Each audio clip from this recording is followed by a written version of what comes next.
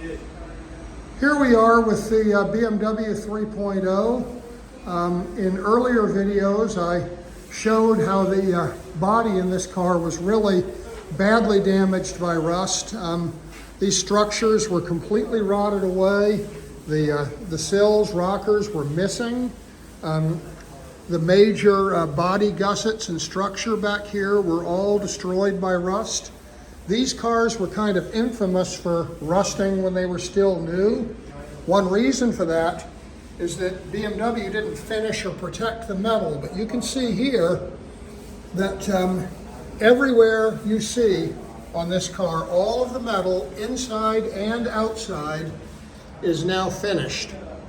And you can see here that the structure of the car is all rebuilt. In my earlier videos, I showed this car with steel framing between key points to hold the body in shape while we fabricated structure.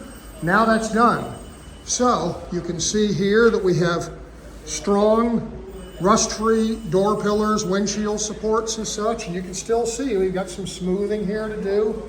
But this is now caulk. This isn't filler hiding rust. This is actually sealer that protects from water intrusion into these welded seams. You can see it's all done up here. You can see how this is all lapped together. That's all the way it was originally made. You can see down here the same thing. And looking in here, it's now strong like it used to be. Here's the nose of the car. There's our BMW kidney. And look at these floors. I'd like to just point out that we've got the original shape reproduced here. Original shape here, all the original patterning. So that is a totally corrosion-free 3.0. This is something that you will never see in the wild.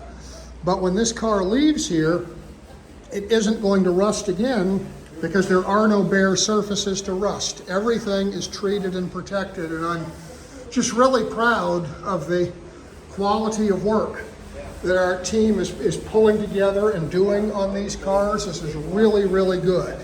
Here we get back to original quarter and rust, so this is an area that we're still going to have to repair, and that is next. First, the left side was done structurally, then the right side, and now we'll be moving on to the outer panels of the body, and you're going to see in the next videos that this car is going to take the shape of a BMW 3.0 again.